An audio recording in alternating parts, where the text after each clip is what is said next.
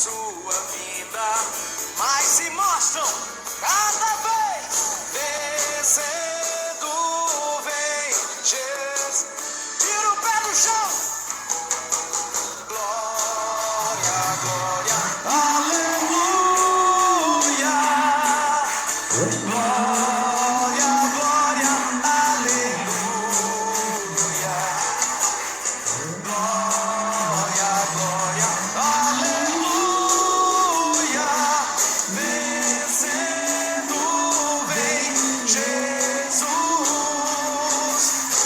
E por fim entronizado, as nações hão de julgar, todos grandes e pequenos, o juiz hão de encarar, e os remidos triunfantes em fulgor hão de cantar, vencendo vem Jesus. Boa noite, irmãos. Irmãos, nessa noite nós queremos fazer uma reflexão sobre a história bíblica. Nós lembrando aos amados irmãos a importância de lermos a Bíblia, historicamente, porque a Bíblia ela é uma história do povo de Israel, da escolha deles como povo de Deus, como povo encarregado da evangelização dos demais povos, e o povo que foi abençoado de ser ascendentes de Jesus como homem. Ao lermos a Bíblia, nós não podemos vê-la diferente de uma vida histórica. E nós vamos vendo que no advento da vinda de Jesus, o apóstolo João descreve a história da vinda de Jesus, sendo ele, o João, o precursor da vinda de Jesus. E o João evangelista, esse que foi apóstolo e caminhou com Jesus, ele faz a seguinte descrição a respeito da vida histórica da vinda de Jesus para a salvação da humanidade. Então, meus irmãos, vamos abrir as nossas Bíblias no Evangelho de João, no capítulo 1. Nós vamos estar meditando nos versículos do 1 ao 14. Mas, antes de mais nada, vamos orar, pedir a Deus a assistência espiritual, a presença dele no nosso meio, para que ele possa estar abrindo os nossos entendimentos, nos dando a sabedoria dos céus, para que possamos ver a história bíblica, a vinda de Jesus, no sentido espiritual da palavra. Porque, meus irmãos, nada precisamos cobrar ou questionar a respeito da vida de Jesus, da vinda de Jesus, pois todos nós temos tido experiências maravilhosas com Jesus. Então, meus irmãos, mas vamos meditar, vamos primeiro orar, depois nós vamos meditar nesse texto que é de profunda importância. Amém, meus irmãos? Senhor nosso Deus, louvado e exaltado seja o teu santo nome. Pai, eu sou poderoso sobre todas as coisas, sou Deus presente, onisciente, que está em todos os lugares e sabe todas as coisas. Poderoso sobre todas as coisas, aquele que fez o céu, a terra, o mar e tudo que neles há, aquele que criou todas as coisas e jamais foi criado. Então a história bíblica diz que toda criatura é passiva de destruição. Somente o Criador é indestruível. Meus irmãos, nós entregamos nosso coração ao nosso Pai eterno. Na pessoa de Jesus, nosso Salvador, do Espírito Santo que nos consola. Clamando que Ele venha falar conosco nessa tarde. Que não seja o entendimento da letra, que não seja o entendimento pessoal de quem quer que seja, mas seja o Espírito Santo nos revelando aquilo que Deus tem para nós. Amém, meus irmãos? Vamos lá, meus irmãos. Meus irmãos, o apóstolo João, como todos sabem, o João Batista, que veio como precursor de Jesus. Mas é o João Evangelista, o apóstolo, que caminhou com Jesus, esse escreveu, relatou os ensinamentos de Jesus. Também ele aprendeu com Jesus e fez um relato histórico da vinda de Jesus, o que ele aprendeu com a vinda, com a preliminar vinda de João Batista para anunciar a vinda do Salvador à humanidade. E diz assim, João capítulo 1, verso 1 a 14, relata a respeito da encarnação do Verbo. Por que Verbo? Porque até então, Jesus, ele era a palavra, só se falava na vinda de Jesus, mas Jesus ainda não tinha vindo. É o Verbo, é a palavra. Por isso que diz assim, versículo 1 diz, no princípio era o Verbo, e o Verbo estava com Deus, e o Verbo era Deus. Analisemos profundamente. No princípio, antes de todas as coisas, era o Verbo, era só a palavra. E o Verbo estava com Deus, a palavra estava com Deus. E o Verbo era Deus. Ele estava no princípio com Deus. A palavra, aquele que viria, que veio, ele estava no princípio com Deus. Ele era Deus, estava com Deus. Todas as coisas foram feitas por intermédio dele. E, sem ele, nada do que foi feito se fez. Como nós vamos entender isso?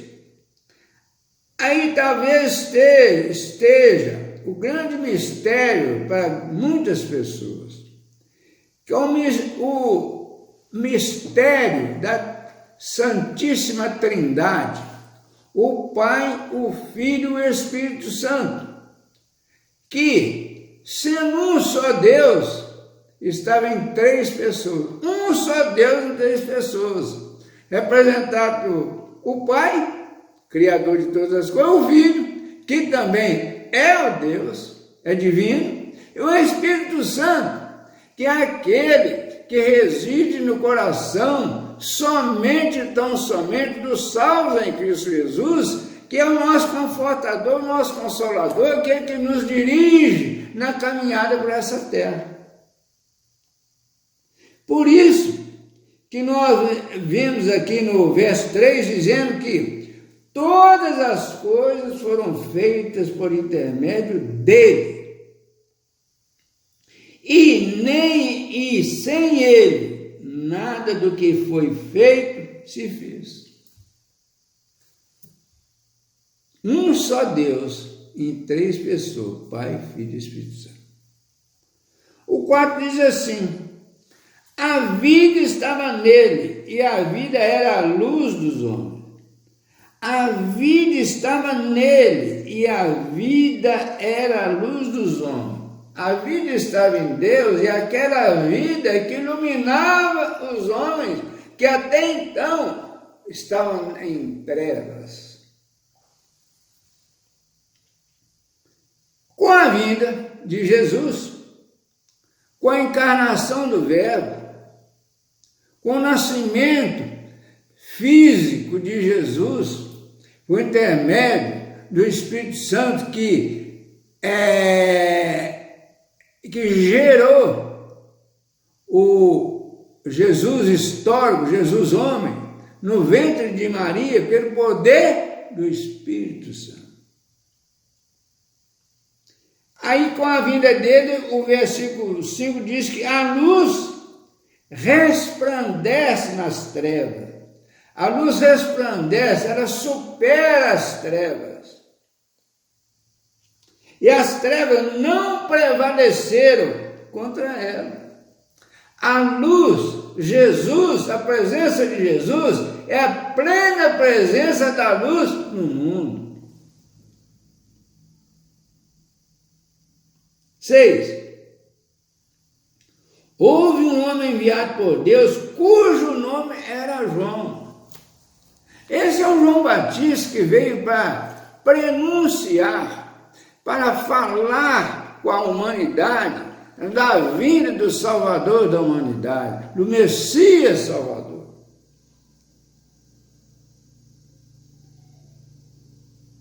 Este veio como testemunha para que testificasse a respeito da luz.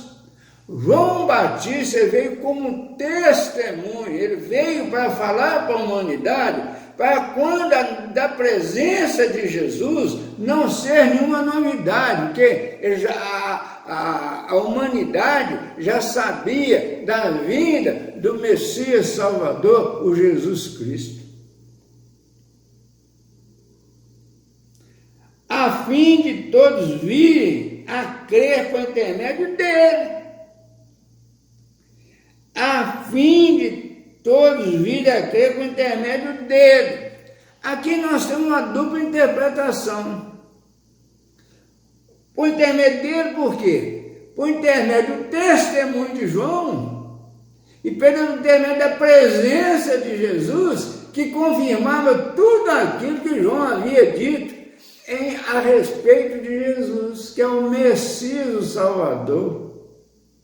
O homem que tem poder, aquele que tem poder sobrenatural, e ressuscita os mortos, que faz os paralíticos andar, dá luz aos cegos. Nós temos de entender isso. Agora, nós não podemos entender isso através da história, mas sim da presença espiritual de Jesus em nossas vidas. No verso 8 ele diz que ele, João, não era a luz. Ele, João, não era a luz, mas veio para que testificasse da luz, que é Jesus que viria. É história, é histórico. A saber, a verdadeira luz, a única verdadeira luz é Jesus. Não existe outra luz. As luzes se ofuscam na presença de Jesus. Até as trevas dissipam. Que, vindo ao mundo, ilumina a todo homem. A luz, Jesus veio ao mundo para iluminar todos os homens. O Verbo estava no mundo. O Verbo, a palavra, estava no mundo, na presença de Jesus. Aquele que era Verbo tornou-se presente, pessoal no mundo.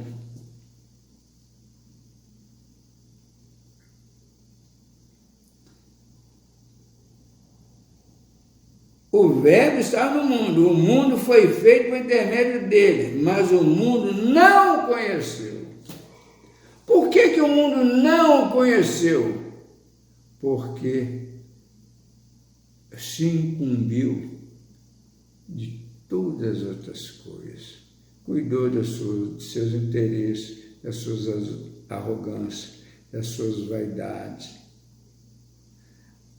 De tudo aquilo que satisfaz o desejo da carne, o desejo da vaidade, da importância. Por isso que muitos, apesar da presença de Jesus, não o conheceram ou não o receberam. Mas a todos quantos o receberam, Jesus deu-lhes o poder de serem feitos filhos de Deus. Em Cristo Jesus. Nós só nos tornamos filhos de Deus em Cristo Jesus. Porque a carne não é filho. A carne é carne. Essa fica na terra. Mas o filho é espiritual. É aquele que vai morar com o Pai na eternidade.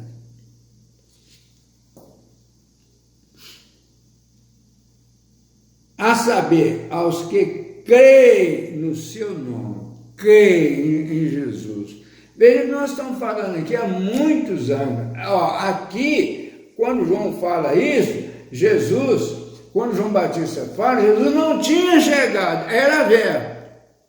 Agora, nós estamos lendo a história e vendo que Jesus já veio há muitos anos, mas ele está presente espiritualmente no nosso meio.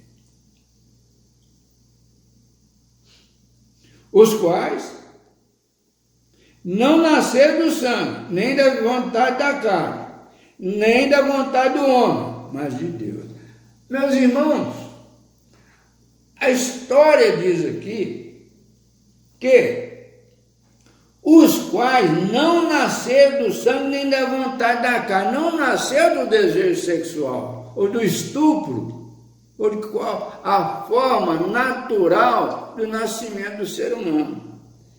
Nem da vontade do homem, do desejo sexual do homem ou da mulher, mas de Deus, espiritualmente de Deus, criatura de Deus, tornou-se filho de Deus. E o Verbo se fez carne e habitou entre nós. Aquele que era Verbo, aquele pelo qual só havia falar, tornou-se carne no nosso meio, para que pudesse servir de testemunho para nós, para os carnais da existência do sobrenatural, do espiritual, do Jesus, o Filho de Deus. Cheio de graça e de verdade. E vimos a sua glória. Glória como do unigênito do Pai. Meus irmãos, isso é muito profundo. Veja bem o que está dizendo aqui, ó. Vou repetir o verso 14. O Verbo se fez carne e habitou entre nós. Ele era Verbo, palavra, tornou-se carne e habitou entre nós. Foi conhecido como homem. A história registra a presença de Jesus como homem. O Jesus histórico. Aquele que caminhou, aquele que pregou, aquele que salvou, aquele que curou, aquele que ressuscitou, aquele que fez o cego enxergar, aquele que fez o paralítico andar, aquele que ressuscitou mortos. Ele foi visto como homem. Cheio de graça e de verdade. Cheio de graça e de verdade. Jamais viu qualquer sombra de dúvida, qualquer pecado no homem Jesus, no Jesus histórico, na caminhada pela terra. Mas vindo a sua glória, foram vistos por aqueles os contemporâneos dele, o viram, a glória dele, fazendo tudo isso que eu acabei de falar, ressuscitando, salvando, curando, expulsando demônios. glória como do unigênito Filho do Pai. Glória que só Ele podia fazer. Só o sobrenatural, só o verdadeiro Deus podia fazer aqueles milagres feitos por Jesus. E para o fim da história, ele relata aquilo que está registrado lá em Pentecostes, porque várias pessoas, podemos dizer que, como a própria diz, a história bíblica diz, mais de 500 pessoas ouviram sendo assunto ao céu. E ele, ao subir ao céu, 2 anjos vinham encontrar com ele. Aqueles viram aquele ser voltando ao céu, glorificado. Meus irmãos, a história não nega. Agora, meus irmãos, o mais importante disso tudo não é nem a história. Não é a história. A história é bonita, é linda, é perfeita. Mas o mais importante de tudo é que nós temos a oportunidade de estar vivendo essa experiência sobrenaturais, espirituais, agora, acontecendo nas nossas vidas cada dia. Às vezes, se eu der um relato das experiências que eu tenho tido com Jesus, pode não ter importância nenhuma para quem ouve, mas para mim que vivo, ou para você que vive, é muito importante. Isso é muito pessoal, isso é muito no campo da experiência pessoal. Meus irmãos, não tem que questionar. Não temos por onde questionar, mas nós precisamos de entender. Isso é muito cabível de entender, porque o Espírito Santo tem agido na nossa vida, tem nos mostrado futuro, passado e presente, para que nós possamos viver firme na caminhada com Jesus.